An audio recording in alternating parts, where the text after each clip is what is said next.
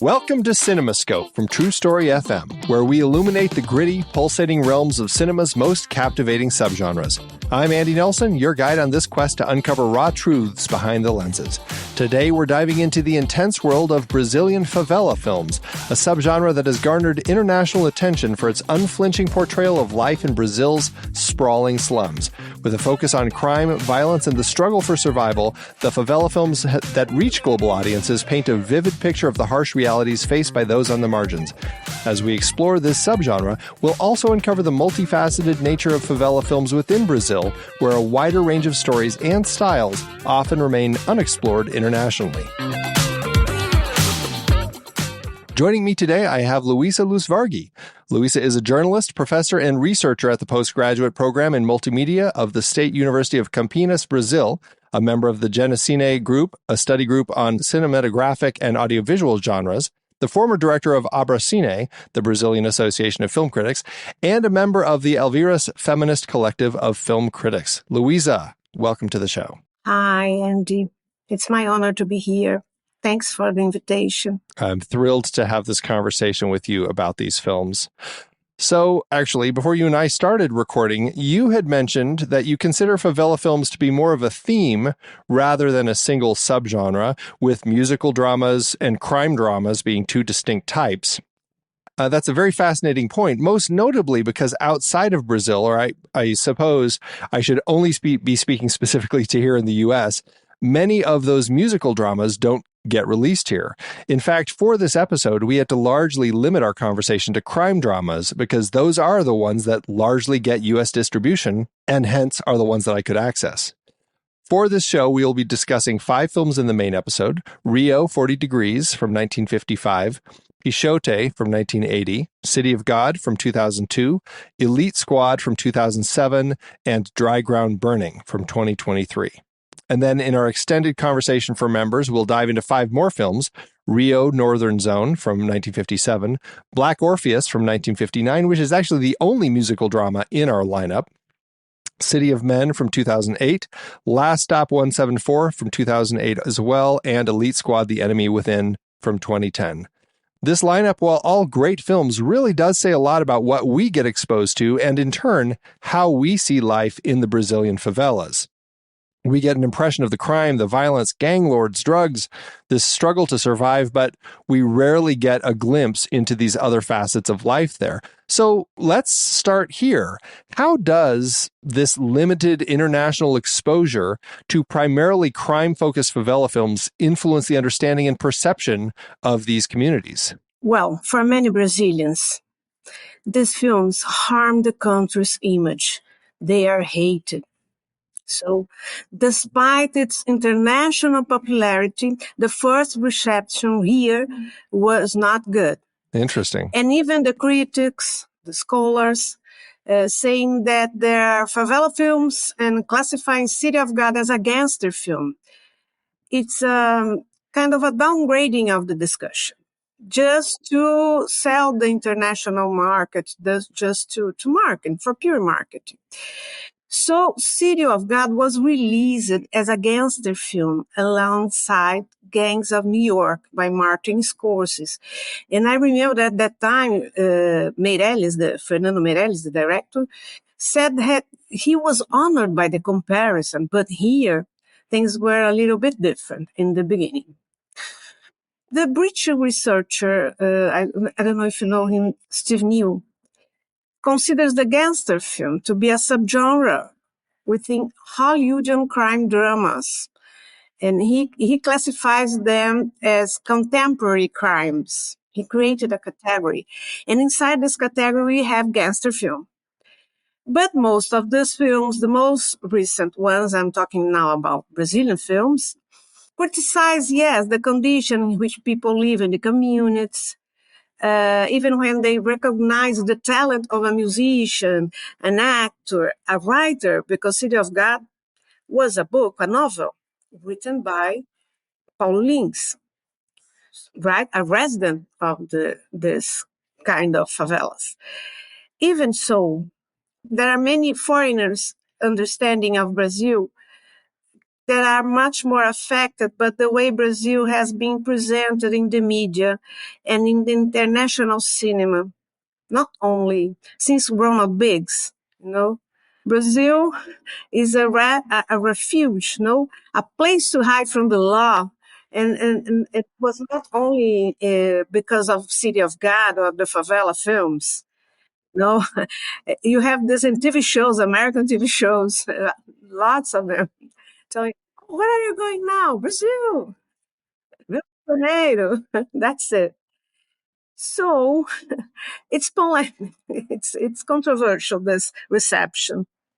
Yeah, it's definitely something that reinforces stereotypes, right? Yeah. I mean, it's what largely we think of when we hear of favelas. We just go to crime-ridden, the gangsters are ruling it, and all of that, or in the case of the second Elite Squad film, the militia is ruling it, right? Like there's nothing that feels safe about any of that, and No. it's an interesting depiction. On the other hand, Babenco's film Pixote, Law of the Weeks is the real title, Right. focuses on that street children who have fled from the favelas and make a living in the streets. And end up getting involved with crimes, prostitution. One thing that greatly affected Pixote's reception here, I don't know abroad, it was that Pixote, the actor who played Pixote, was killed by police officers. Yeah, right. After the end of the film, he could not survive being an actor or something like that. And it was very bad for the communities. Oh, it's tragic. And I think that's something we'll definitely talk about that when we start talking about like some of those elements that recur in these types of films. But I think that's something that we see in quite a number of these, is that they're casting people from these areas, like real people. Like they're not casting actors often, right? I mean, that seems to be kind of a trend in the films that we're looking at. But City of God was different. We can talk about this. Yeah, and like I think that's kind of one of the shifts that we've seen over the course of this, because City of God, the Elite Squad films, certainly we start getting to a place where bringing actors in to perform the roles. Mm-hmm. When we look at favela films, I mean, it is kind of this unique category in Brazilian cinema, focusing on life in the favelas. And again, whether it's a theme that we see in just kind of types of films, or it is a subgenre, how do they differ from other subgenres or genres? And kind of what makes them stand out as something that's distinct in cinema? Films about favela don't form a single category in national cinema, in Brazilian cinema. Yeah. They came from two major genres in Brazilian cinema. The criminal, because we have criminals since the very beginning of the movies. Sure. Yeah. Very popular. And always. Around the world, everyone loves crime stories. Yeah. I suppose it is. Japan, United States. So. Yep. And so the criminals and the musicals.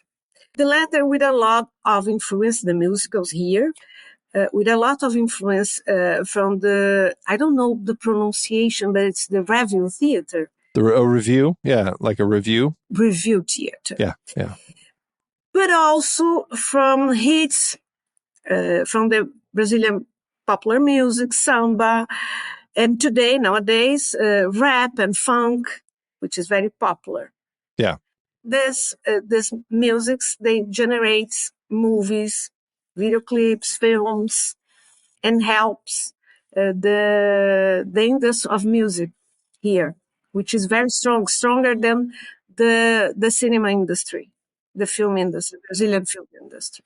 I suppose there is this sense, and I think from my perspective here, talking about Brazilian favela films and the idea that we have kind of categorized it as this subgenre, not just necessarily favela films from Brazil, but just kind of this Latin American, these films that kind of depict this urban poverty in a lot of these third world countries I'm just speaking broadly. That's kind of something that has been created I suppose, to show life in these other countries. But again, it's very limiting on what we're actually getting to see. And I mean, I grew up watching things, some like Disney things, like in like Disney had made those, Walt Disney had made several films that depicted kind of Latin American life, right? He did a couple films in the 40s and with Donald Duck going down to South America. And you saw like, it was all about like the music, like you're talking about, like that was a big part of those films is the samba, and you get this sense of this life down there. But I feel like the studios have really latched onto this sense of depicting kind of that poverty and just kind of the gritty urban life as the thing that they want to depict, that has kind of created this subgenre that we're kind of getting. And I suppose there is this view of it as social commentary, but it's also entertainment. And I think that's kind of the blend that we get here. And that, I think, to your point, likely is the frustrating element for people in Brazil, seeing this thing that, okay, their social commentary can be good, but you don't need to always be making entertainment out of it. Not all the time. Yeah. And so the first films about favela, well, we have most popular, most known, well-known, Favela dos Meus Amores, the Favela of My Loves, of My Beloved Ones, 1935. But they are this way, a little bit entertainment, a little bit reality. Is that the one that you said has been lost in time as far as like the film itself is no longer available, right? Yeah. Yeah. Yeah, that's an unfortunate tragedy in the history of film is we've lost so many films that just aren't available at all anymore. And so since these first ones, there has been no shortage of films with references to favelas, slums, and according to a Brazilian researcher called Arthur Altran, they are generally guided by romantic populism. No? And so that's the main difference between these contemporary movies, these favela movies. With Rio 40 Degrees, we have a more realistic approach, emerged, which would continue in Rio Northern Zone, both directed by Nelson Pereira dos Santos, who take parts in Cinema Novo, and Five Times Favela, and this. These narratives are much more documentary, and they are strongly influenced by Italian New Realism. I mean, I'm glad you brought that up. So, because I definitely want to get into the origins of these films. And those films both came out in the 50s.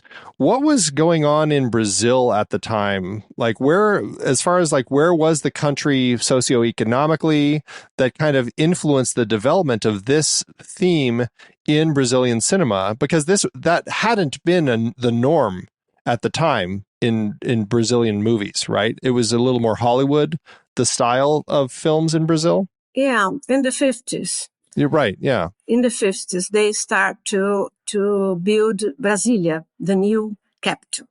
Yeah, which is more in the center of the country, correct? And so, populism has much more to do with this. And Rio 40 Degrees was something totally in opposition to these feelings of that time. Now, the 50s, how was the slogan of the president? I cannot remember.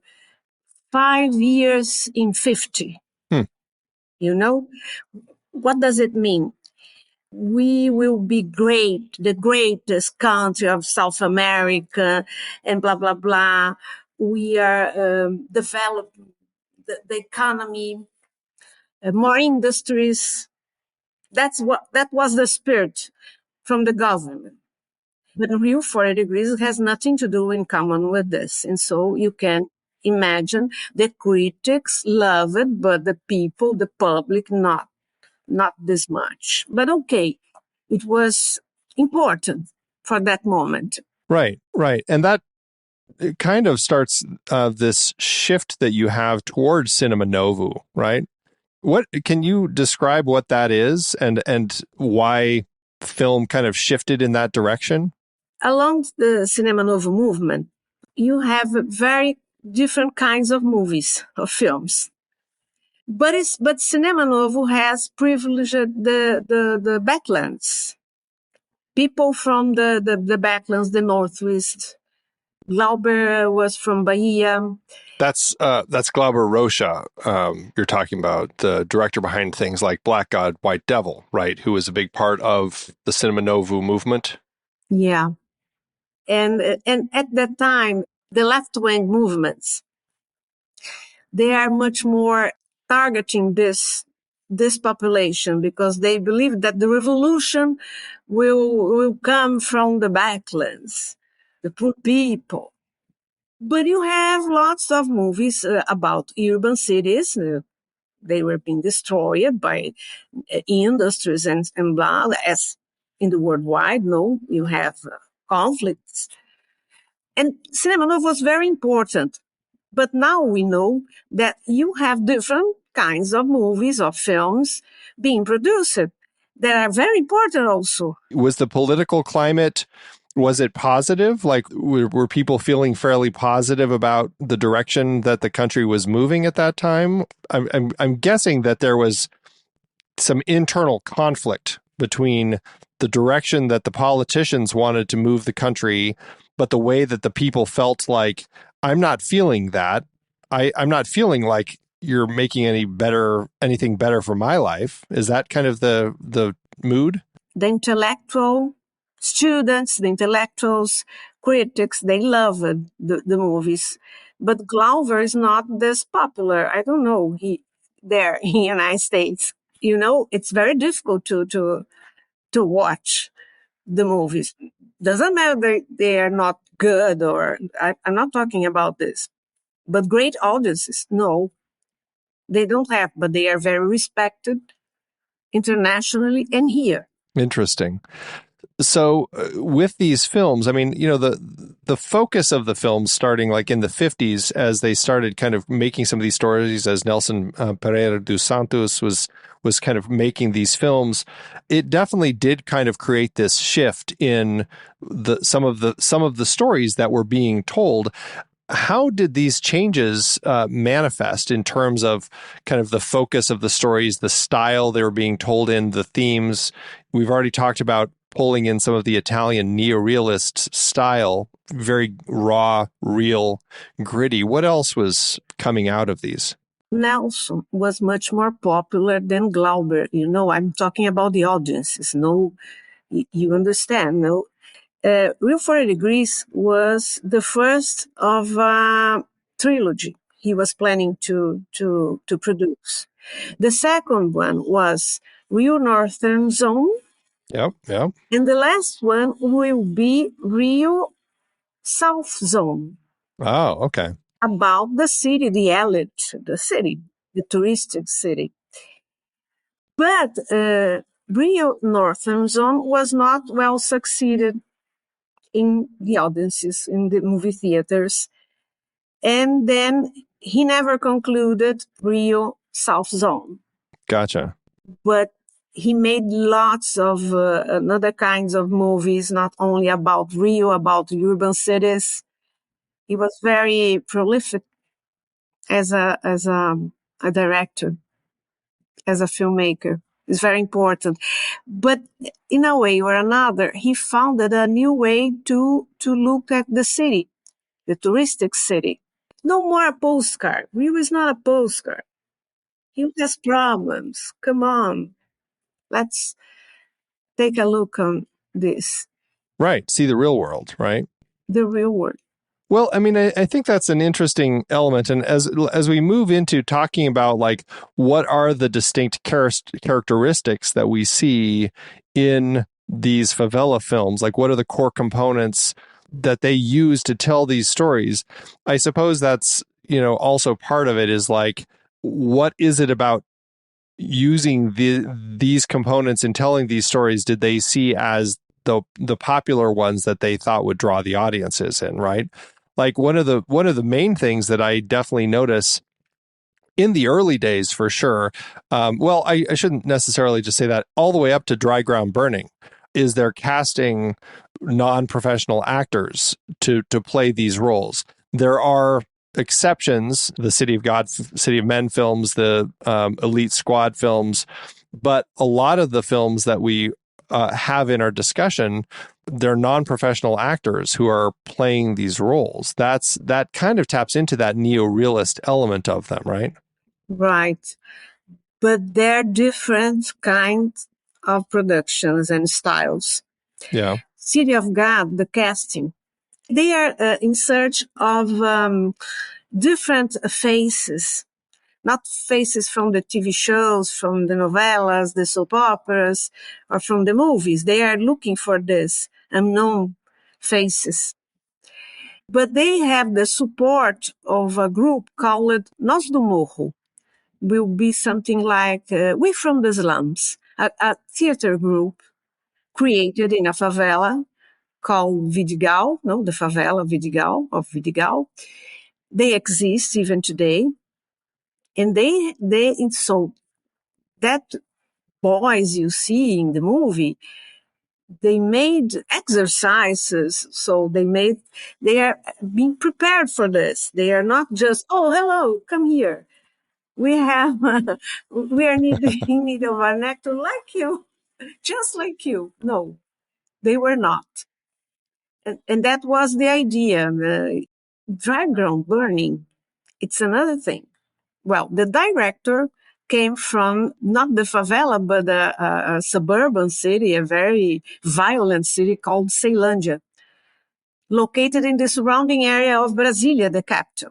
And so the favela Sol Nascente, in a free translation, Rising Sun, is the name of the favela, Rising Sun. Adirley Queiroz and Joana Pimenta, two directors, they are interested in just showing them the reality. They don't have a script. I don't know if you have noticed. Yeah. Just some sketches or ideas. No, so let's start. And blah, blah. Okay. It's very different. And all the time they look for real people. And so Leia, the main character, is a woman, in Dragon Burning. She was in prison. I don't remember, but you have a specific name for this when you go out from the prison, but you have to respect some things. Like you're on parole? Yeah. So she's a real one. She's a criminal. And Leia will be Leah, I suppose in English, but Leia is a homosexual. Yep. Assuming homosexual. Yeah. I mean, it's such an interesting example. We'll definitely talk a little bit more about Dry Ground Burning when we get to our list of films. But just looking at the kind of the broad picture of all these different things, I mean, we're definitely in the films, we're seeing a realistic portrayal, I guess we could say, of life in the favelas. Where the films definitely are focusing on social issues. We're seeing the poverty. There's a lot of violence and gangs. And from my perspective, I can't tell, maybe you know more, but it looks like they're shooting on location in real favelas. Would you say that's accurate for these? Yeah. They're shooting on location? Yeah. Yeah. Hey, Pete, ever wonder what Steven Spielberg's favorite film is? Andy, I've heard he loves classics like Lawrence of Arabia, Meet Me in St. Louis. Imagine chatting with him about why those films resonate with him so much. That's exactly what we do on our podcast, Movies We Like. We've had incredible guests like actress Dee Wallace, cinematographer Eric Messerschmidt, director Steve Miner, and former Disney animators Tom and Tony Bancroft. They share their favorite films and the impact they've had on their careers, offering fascinating insights into the craftsmanship and storytelling techniques that make these movies so special. If you're curious about the magic behind the scenes, subscribe to Movies We Like from True Story FM on your favorite podcast app. New episodes are released on the fourth Monday of each month with early access for our members. Join us on Movies We Like as we explore the movies we all like with the people who make them. And Stephen, our people will call your people. Let's make this happen, puppy. Subscribe today. Let's jump back. I want to go back to Rio 40 degrees and talk a little bit about that. And that's 40 degrees Celsius, which is about 100 degrees Fahrenheit, so people can understand what the title is referencing. We're following, it's kind of a day in the life. The film follows this day. We're following 5 kids who are selling peanuts. They live in the favelas. They're going down into Rio to try to sell peanuts and make some money because they want to buy a soccer ball. And then we also subsequently end up following some of the people that they come into contact with, right? We're following a woman who is pregnant with her boyfriend and trying to get him to marry her. There's a politician, where we have a number of different people that we kind of track over the course of the film. And over the course of it, we see their struggles, their aspirations, and we're definitely getting a sense of the social and economic disparities in the film. As these kids are trying to sell their peanuts and they get knocked over, or they get lost, or they get taken by these other kids to sell them so that they can make money.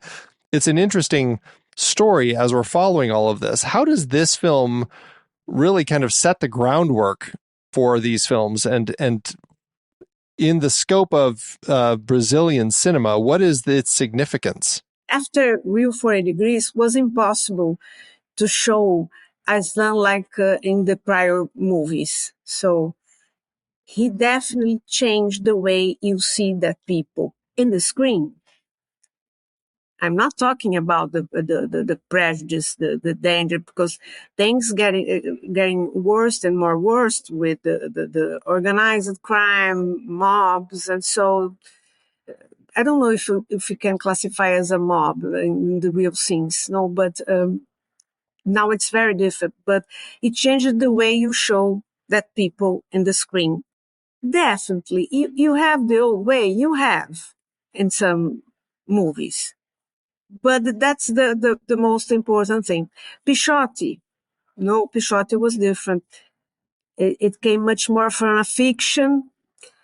And I suppose that Pixote, Babenco, was much more interested in talk about the childhood, the abandonment of the childhood in the streets than in the favelas. Because we definitely have the kids in Rio 40 degrees, right? They're kind of the central characters that we're following, but they all have a home. They all live there, yes. Right? So they're just, and they're working. They're young, they're working, they're going to go out and stuff. One kid ends up getting killed over the course of the story, and it ends very like a haunting shot as we see his mom. Everyone's celebrating Carnival, but his mom, we see her still just waiting for him to return. And it's just like a haunting way to end the film. But they have ostensibly happy lives, right? They're young and they're working. They're doing something to make some money so that they can buy a soccer ball. So that it doesn't seem as necessarily as tragic yet. Life is tough, but it's not riddled with crime, I guess, No, they're doing their best. And so that definitely fits kind of the Italian neorealist style. Is that we're seeing this social realist story of the people and their working. And there is that critique also as we see them trying to struggle. We see some of the richer people as they look down on them. We hear the people on the beach talking about these people. Like, there's interesting conversations. We're getting a very broad spectrum. In fact, in all of these films, this may be the one that gives us the broadest spectrum of opinions and insights from different sides of the community, right? Yeah, and Pixote was made in the 80s, no? Yeah, 1980, Hector Babenco. You have much more a fantasy in a certain way, a drama. Pixote, or as you said, Pixote, the law of the week is kind of the translation of the full title in English. This film follows this young kid. He's a 10-year-old boy named Pixote. He's from the favelas. We start the film. He ends up in this juvenile detention center. It's kind of like learning to live on your own sort of story. It's very tough. And that's the thing that makes this film so interesting, is like how difficult the adult world is, right? He's seeing crime, he's seeing gangs, he's seeing sexual encounters, all of these different things that, because then they escape and they go from Sao Paulo to Rio de Janeiro, where they, to sell drugs, and his friendship circle dwindles. People keep leaving or getting killed, and it finally is just him and this prostitute that they're living with. And you have that haunting shot of him where he's really kind of broken, and he goes into a fetal position on her lap and is like, almost infantile as he's kind of breastfeeding on her before she kicks him out. And that's the end of the film. He leaves kind of walking and walking along a train track. And it is an interesting shift in this genre, because now we're only with these kids, and it's only kids who are streetless or homeless, living on the streets. Yeah. And turning to crime, essentially, right? So how does that shift from 1955 with Rio 40 Degrees to this? Like, we're getting this big shift in and maybe it's just what Hector Babenco wanted to say, but it's a shift in kind of that social realism or social commentary as we kind of shift to look at this life. Yes, it's the end of the period. Innocence? Yeah, that's the word. Yeah. It was the end of the innocence, and it was another context, of course. And Pixote never shows the favelas, the cities, the families, as you pointed, but the streets. They only have the streets, the abandonment, childhood, the streets, families they form. No? They embrace the small gangs. And this film was based on a novel called Pixote, Childhood of the Dead. Oof. Tough title. Written, by a journalist called José Louzeiro. And it was kind of a bestseller here in Brazil. And the screenplay was written by Babenco and Jorge Durão. Two foreigners, no? Babenco was Argentinian and Durán is Chilean, if I'm not sure. And they I suppose they looked for a more universal approach of the problem. You can compare with other cities in the world, the great cities with kids in the streets. And you have something. I think it was intentional. No, they build a very cruel portray. They portray a very cruel world for those kids. And there's something else. The kids, that I think it's much more about Babenco than favela movies, or all their movies has only a transgender character. They have in Pixote, is the friend of Pixote. Lilica, right. In Carandiru, they have in the Keys of the Spider Woman. Yeah, a big part of that one. Well, that's an interesting, because we do have that, as you said, in Dry Ground Burning as well. Not necessarily transgender, but a homosexual character that we have our lesbian protagonist.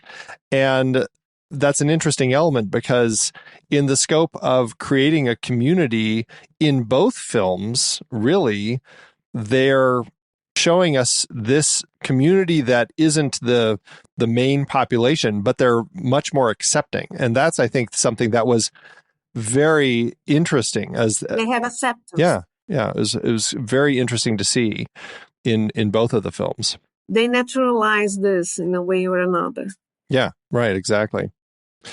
Pixote, it's such an interesting film in the way that it explores the story. And I suppose in the scope of these films, it was really kind of the first one that had more international recognition and certainly made more of an impact, because it's the first one that I had heard of when I was younger, and perhaps would lead to our next film that we get to, which is City of God in 2002. And so you can almost see the trajectory in that international draw to watching these types of stories, going from Pixote in 1980 all the way to City of God in 2002. This film, directed by Fernando Meirelles and Katia Lund, it's set in the Cidade de Deus favela of Rio de Janeiro, and it takes place over several decades. So far, this is the one that feels the most cinematic. We're jumping back and forth through time. We have different chapters as we explore different characters, and we start with them young, and then we watch how these two young men, Rocket and Lil Z, how they kind of navigate the world, one moving away from it, but always living there, and eventually kind of becoming a journalist and kind of a photojournalist and documenting it, and the other one turning toward the life of crime and violence and kind of taking things over. What really made this film a turning point for this type of storytelling, and how does it balance, I suppose you could say, the social commentary with this more stylized storytelling? Well, there are many, many points, but City of God doesn't judge its characters. And that's the reason for much of the shock it causes. It's one. The film breaks with a certain way of approaching the social exclusion that descends from cinema novo, but it's not a reproduction, and can be found in some of the films of the 90s. So, in City of God, the bad guys are indeed the good guys. Yeah. They're the main characters. The drug dealers are heroes in a way. They're the good guys sometimes. And that is shocking.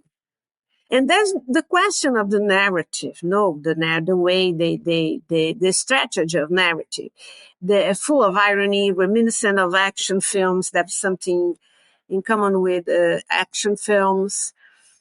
In the book, this isn't as pronounced. Everybody dies in the books. You don't have main characters dying. Wow. They're dying all the time. The main character of the book is City of God. Oh, okay. The city itself. Not the characters. No, it's another way to set things. One of the protagonists of the book wants to be a writer, but he's not as naive as the boy in the movie. You know, he wants to be a photographer, but he's so shy. No. The main character of the book, one of the most interesting characters of the book, wants to be a writer, but he dies. There's no way out for City of God. That's the idea of the main idea of the writer. You have to change everything.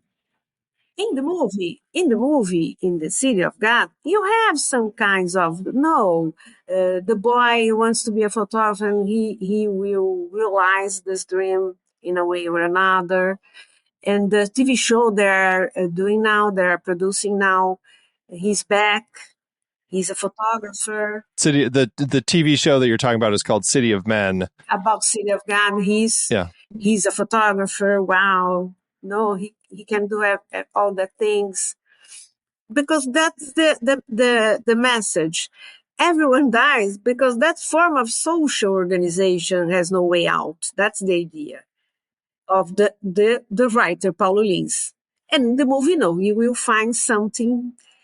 It's in the way to narrate, you have something, kind of relief, but not this much, no? But in the end, some drug dealers are arrested, disappear in the newspaper articles. I don't know if you remember. Yep. And so there's a solution. No. One third of this casting was made from a selection of young people who were already doing amateur work.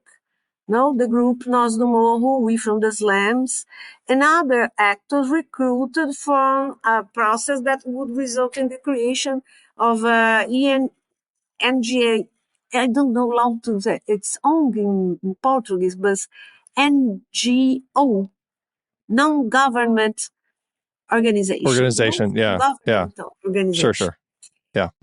And so that's it. It's all. This strategy is very different from Real 40 Degrees, diagram burning.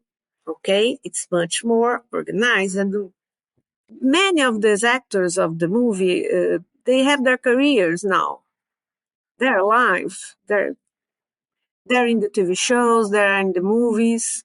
Yeah, it's definitely a shift, that we've gone to a film that feels like a movie, right? This feels like it didn't need to even be based on a book or real life. It could have just been, a fiction that somebody wrote that happened to take place in this favela, and we're just kind of watching this. Like it feels so cinematic, and I think that's something that likely with the push, for domestic or international release, I think that's one of the selling points for it, is that it's a film that was easy to market. I think that's why it was so stylized, and the nonlinear narrative is something that people really enjoy watching, kind of nonlinear storytelling. And it fits in with kind of, you mentioned the comparison that they had, feeling excited to be compared to Scorsese. And I think that's something that, Scorsese is another filmmaker who excels at making stories about life of crime. Like many of his films have certainly taken that approach. And I think that that's something that Morales and Lund, in making this, they tapped into that in a very strong way and made something that just, I think, allowed for it to reach a broader audience. And I think that was something that, and again, the drawback is more people who watch it think, oh, this is what life is like in Brazil. Yeah. Well, and then speaking to our next film, because I think City of God certainly leads to where we're going, and that's Elite Squad, 2007, Jose Padilla's film. This is another very cinematic, very filmic type of story. It's the story of Captain Nascimento, as he is the leader of this special police unit called BOPE, and they have been tasked with combating the drug trafficking and all the crime in the favelas of Rio de Janeiro. And that's kind of the focus of the story. But again, we have a story that feels very structured in the way it's being told. We've got the wraparound device. It starts with a scene that happens later in the film, and then we jump back in time to kind of explore how we got to that point where this big shootout is going down. So again, it feels very much in line with what City of God had kind of created. So how does this approach this genre or this subgenre differently? And I guess from the perspective of the law enforcement now, and what really are the implications that we end up getting from this shift in focus? Elite Squad was the box office was great, one of the greatest in Brazil. And but it's not exactly considered a favela movie or a favela film, but a police action movie. Sure, yeah. And that was the great difference, because police officers in Brazil, they don't have a good, how can I say, people much more fear them than trust them. Historically, I'm trying to talk about the Republic, the meaning. Yeah. Throughout our story, we never had a movie with such a strong police presence. Stories of robberies, crimes, but police protagonism, never. Very few. Our police have always been very poor, often seen by the population more as a threat than as a security, supporting dictatorships. It's not completely true, but it's the image. Now, despite the fact that these police officers are truculent and violent, Elite Squad became the country's biggest box office hit in its release, and put the police forces in the spotlight. For good and for bad. For good and for bad. But young people just loved this. I have many students whose parents are police officers.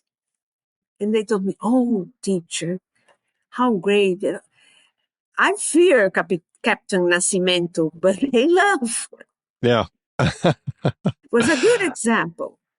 Well, and it's interesting because there's definitely Nascimento is, I guess you could say, quote, one of the good guys, right? Like he comes into this wanting to get rid of corrupt police officers. And we'll certainly talk more about that in our member conversation, when we talk about the sequel, because there's definitely more of that as he moves farther into politics.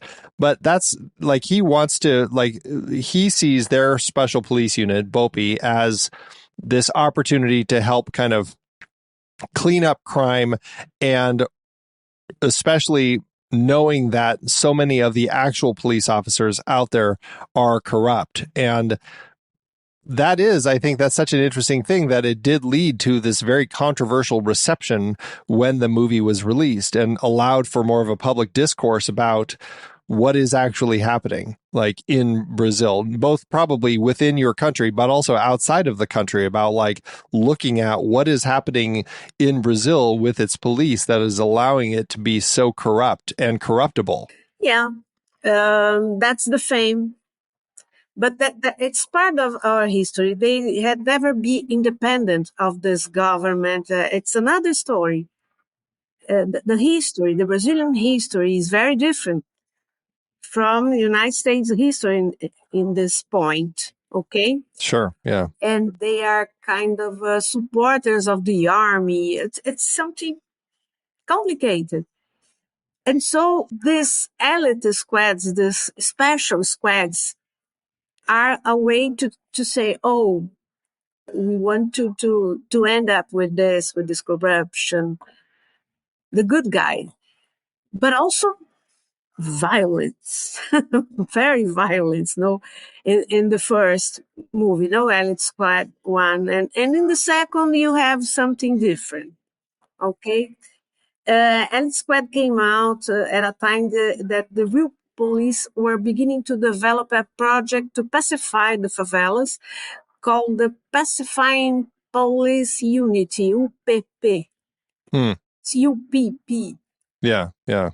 But many critics don't like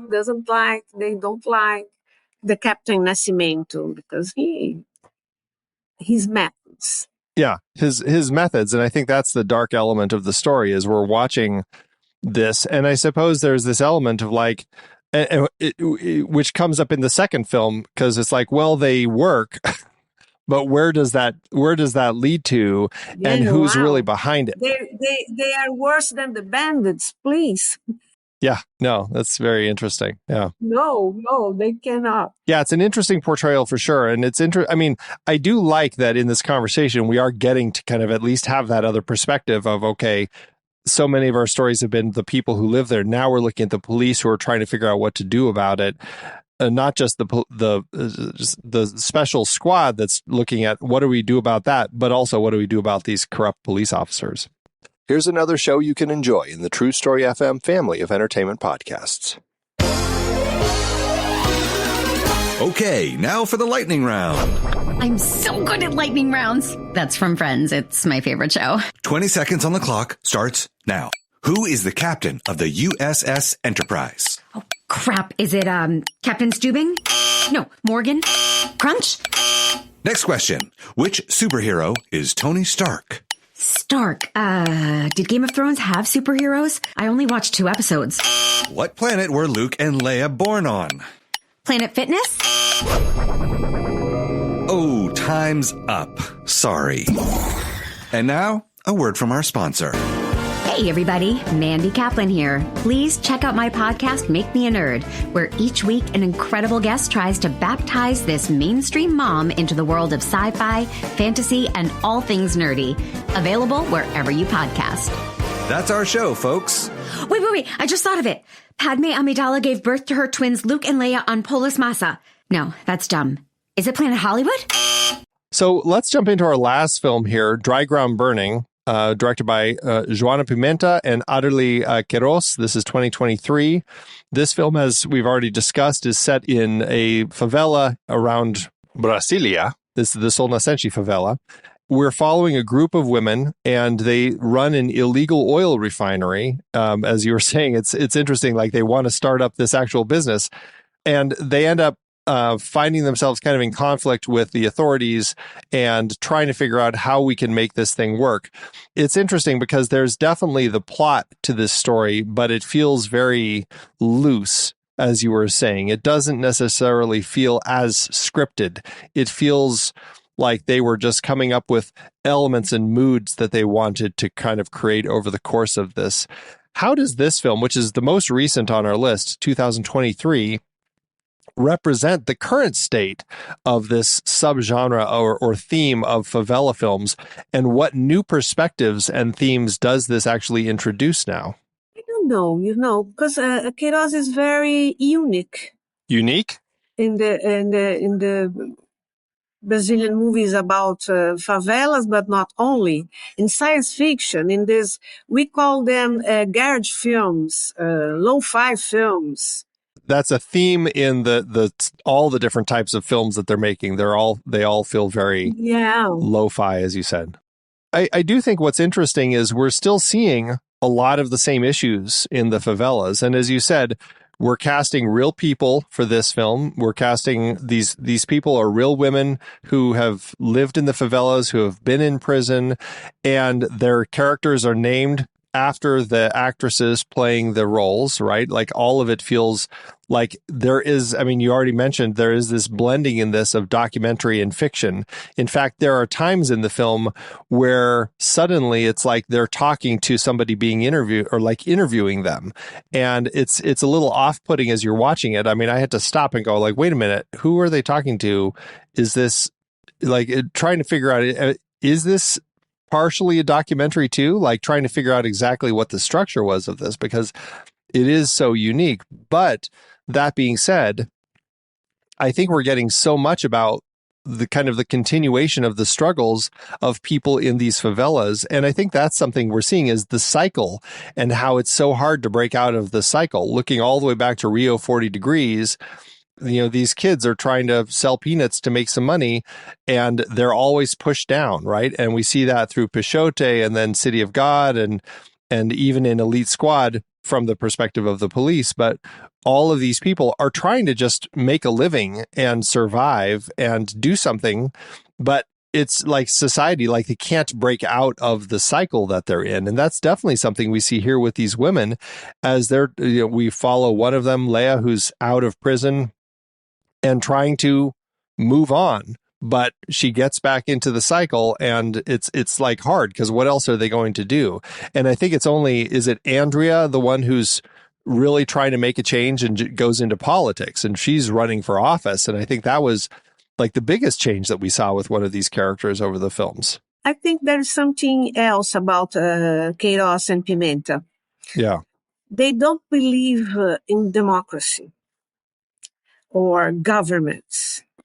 It's clear. They have this conscience. No Leia, Chitara, no her, sister. They are not expecting something else from the government, the president, whatever. And in the another favela films or movie films about the Health Squad, everything we mentioned here, you don't have this conscience. Okay? They are suffering, they are making a living, they are dreaming of being accepted, they want to be actors, journalists, something. And all the movies of Queiroz and Pimenta, you never will find this. Interesting. It's something very different. Politically, and I suppose he's not worried. They are not worried about the audiences. They don't have a great audience. You can, right? Yeah. They don't seem worried about this. Well, I mean, it's definitely an interesting step in the direction of the films that we're looking at, because as different as they are as far as like their type of storytelling, they're still sticking with a lot of these elements that we've been discussing. So let's move on from here and just like looking at favela films, they have, you know, for good or for bad, they've left a mark on Brazilian cinema and certainly have influenced various aspects of society and culture. What is their influence? Do you see in other films? Like, have these films had an impact on Brazilian cinema by introducing different themes and styles and narratives? In Brazilian cinema, I can see. Worldwide, I think it's different. I cannot measure this. I cannot evaluate this. So if you, without an example, say, "Oh, that movie." Yeah, what right, do you right. think about this movie? Because the architecture of the poverty is the same in the worldwide. A friend of mine told me once. You have the slums, the poor people, but you have some difference. You have the religion. You have so many other another elements to judge and these things. The Philippines, Thailand, India, wherever, yeah. Yeah, you have it in everywhere. India, Yeah. yeah. And so you have different ways to approach. But in Brazilian cinema, that's it. I think that they changes here 40 degrees, City of God, Alice Square. Yeah, they change the way you look to these people. Doesn't matter. I'm not thinking, I'm not suggesting that the movies can change society, because I don't believe in this. But the movies, they are not the same. You never will find a fashion decorated house or home in favelas now. That's something I think it's much more difficult to perceive. Yeah, it's such an interesting set of films to look at. And I think that there is an interesting look at shedding light on the challenges going on in the favelas. And at the very least, it's sparking conversations about kind of social justice, urban development, gentrification. Like, there are a lot of different elements that we're seeing. And with these films, they're empowering these favela communities, giving them a platform, right? And I think that's an important element of these. So, well, Luiza, thank you so much for joining me. Again, whether it's a subgenre or a theme, it's a fascinating conversation to have. I certainly appreciate you joining me to look at these films and what they're saying. Oh, thank you for this opportunity to talk about it.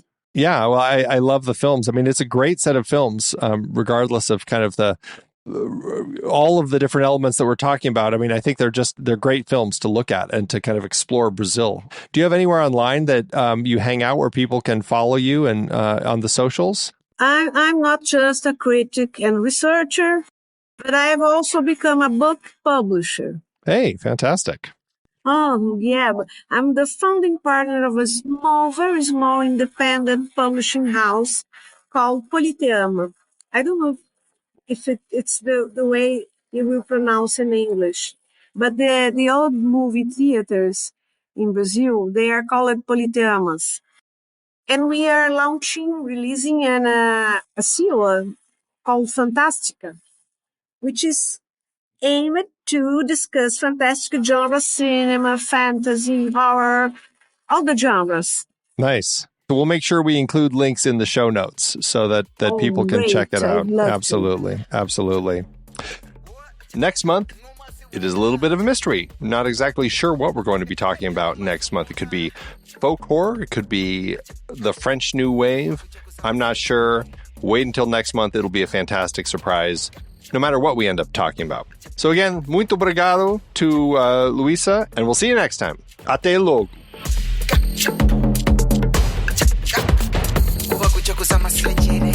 Thanks for joining us on CinemaScope, part of the True Story FM Entertainment Podcast Network. Music by Orcus and Diezmo. Find us and the entire Next Reel family of film podcasts at truestory.fm.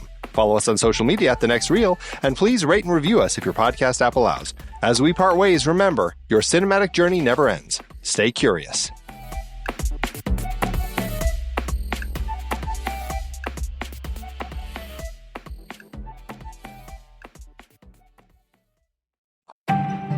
Hey, Pete, have you ever been fascinated by the allure of secret societies throughout history? Are you kidding me right now, Andy? I live for this stuff. From the Freemasons to the Illuminati, I am obsessed with these clandestine groups. The Rosicrucians and their ancient wisdom, the Skull and Bone Society at Yale with its powerful alumni network. I'm drawn to them.